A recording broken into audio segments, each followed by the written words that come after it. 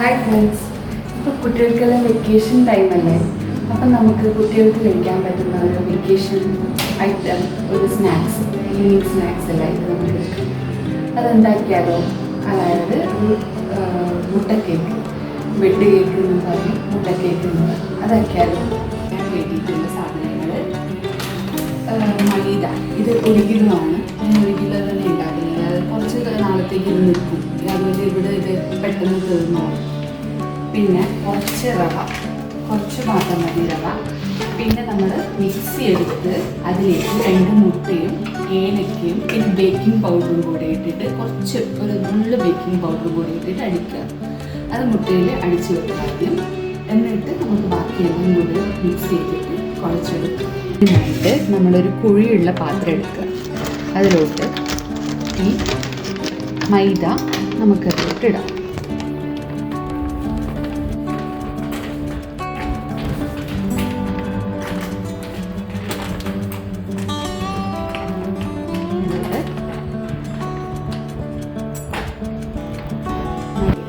ഇതിലോട്ട് നമുക്ക് കുറച്ച് റവയും കൂടി ഇടാം. റവ അധികം വേണമെന്നില്ല, ഒരു ക്രിസ്പിനെസ്സിന് വേണ്ടിയിട്ടാണ്.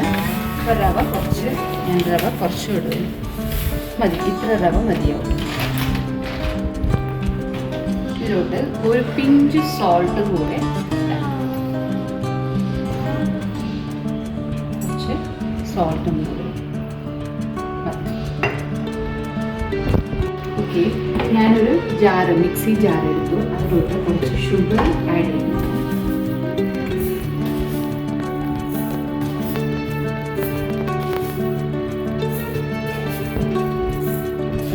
ഷുഗർ ഇവിടെ അധികം വേണമെന്നില്ല, പിന്നെ കുട്ടികൾക്കും കൂടെ കഴിക്കാനുള്ളത് കൊണ്ട് മാത്രം ഞാൻ കുറച്ചധികം എടുക്കുന്നുണ്ട്. ഷുഗർ ഇതിലോട്ട് 2 ഏലക്കയും കൂടെ ഇടാം. 2 or 3 ഏലക്ക എടുക്കുക. എന്നിട്ട് ആദ്യം ഇത് നമുക്ക് അടിച്ചെടുക്കാം.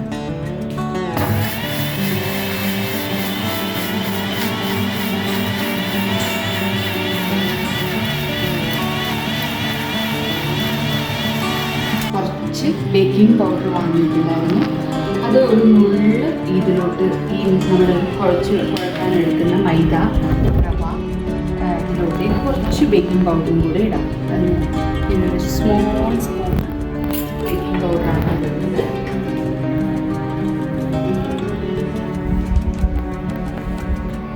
മതി, ഇത്ര ബേക്കിംഗ് പൗഡർ മതിയാവും.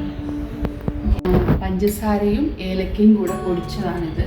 ഇതിലോട്ട് നമുക്ക് 2 മുട്ട അടിച്ചെടുക്കാം.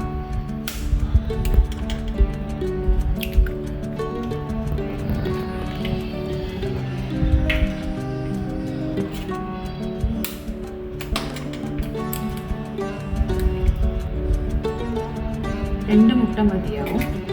പേര് മുട്ട കേക്കാണെങ്കിലും മുട്ട ഉപയോഗം കുറവാണ്. 2 മുട്ട മതിയാവും. ഇതൊന്ന് മിക്സിയിൽ അടിച്ചെടുക്കാം.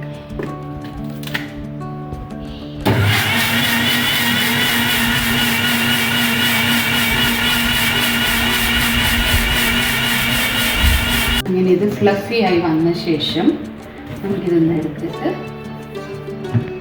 ക്ലീൻ ചെയ്തെടുത്തിട്ട് നമ്മളെ മൈദ മിക്സ് ചെയ്തതിലോട്ട് ഒഴിക്കാം. ഇതിലോട്ടേക്ക് ഒഴിക്കാം.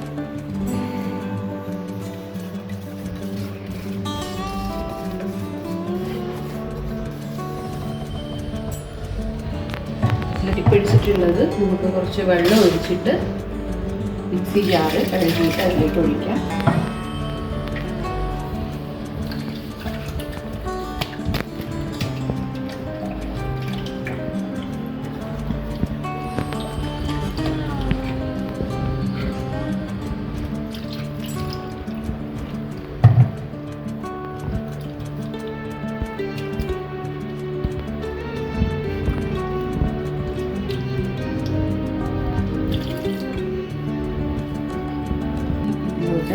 വെള്ളം കൂടാണ്ട് നമുക്ക് കുറച്ച് പാലും കൂടെ ചേർത്താൽ കുറച്ച് സോഫ്റ്റായിട്ട് കിട്ടും.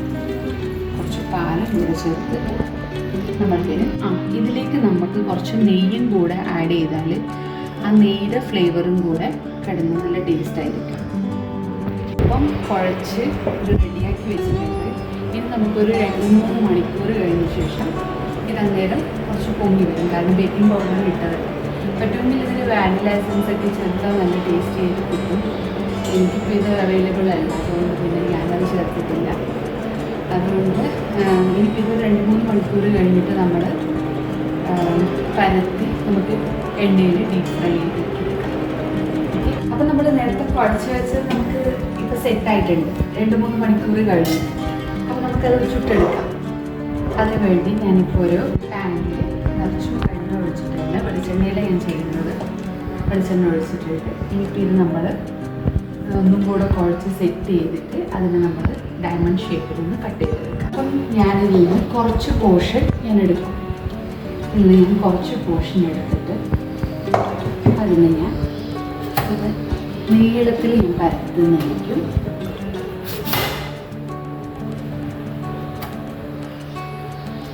നീളത്തിൽ ഞാൻ പരത്തി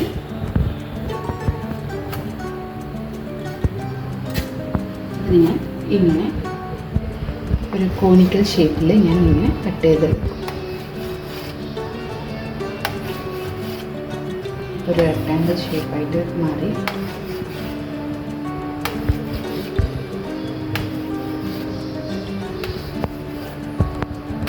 ഇങ്ങനെ കട്ട് ചെയ്തതിന് കുറച്ചും കൂടെ അതിൻ്റെ അകം കൂടെ കുറച്ച് വേകാൻ വേണ്ടിയിട്ട് ഞാൻ അതിൻ്റെ നടുക്കും കൂടെ ഒന്ന് ചെറിയൊരു പോർഷൻ ഞാനിങ്ങനെ കട്ട് ചെയ്ത് കൊടുക്കും.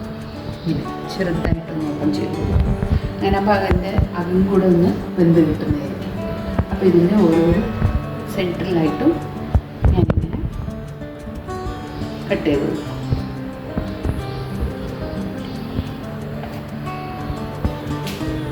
ഓക്കെ, നമ്മുടെ എണ്ണ ചൂടായി വന്നിട്ടുണ്ട്. വന്നിട്ടുള്ള അപ്പം അതിലോട്ട് ഞാൻ ഓരോന്നായിട്ട് ഇട്ട് കൊടുക്കുന്നു.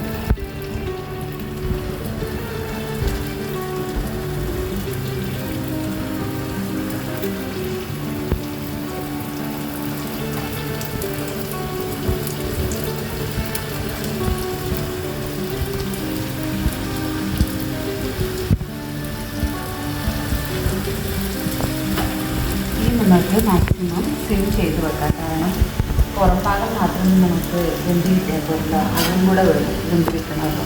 അപ്പം ഞാൻ ഈ സിം ചെയ്ത് വെച്ചിട്ടുള്ള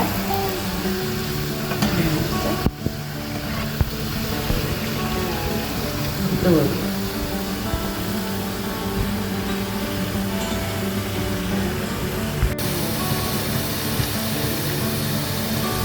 ഒരു ഗോൾഡൻ ബ്രൗൺ കളറാകുന്നവരെ നമുക്കിത് വറുത്തെടുക്കാം.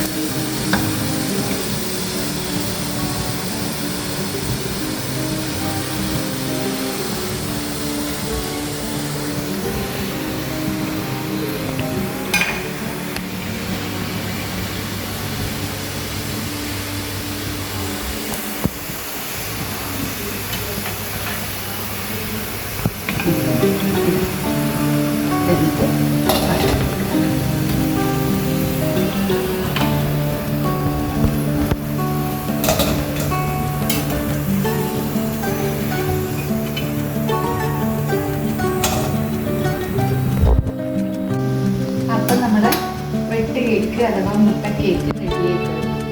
ഇത്രയും 1 കിലോ മുട്ട കൊണ്ട് എനിക്ക് ഇത്രയും മുട്ട കേക്ക് ആക്കാൻ പറ്റി. ഇനിയിപ്പോൾ ഇതിനൊരു നല്ല എയർ ടൈറ്റ് കണ്ടെയ്നറിൽ ഇട്ട് വെച്ച് കഴിഞ്ഞാൽ നമുക്ക് എന്തായാലും 1-2 ആഴ്ച വരെ ഇത് നമുക്ക് സ്റ്റോർ ചെയ്ത് വെക്കാൻ പറ്റും. പിന്നെ ഇപ്പോൾ ഞാൻ ആക്കിക്കൊണ്ടിരിക്കുകയാണ്.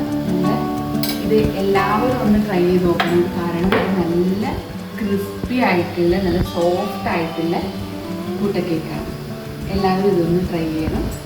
അതുപോലെ എല്ലാവരും എൻ്റെ ഈ ചാനൽ സബ്സ്ക്രൈബ് ചെയ്യണം, ലൈക്ക് ചെയ്യണം, കമൻറ്റും കൂടി ചെയ്യണം. Thank you.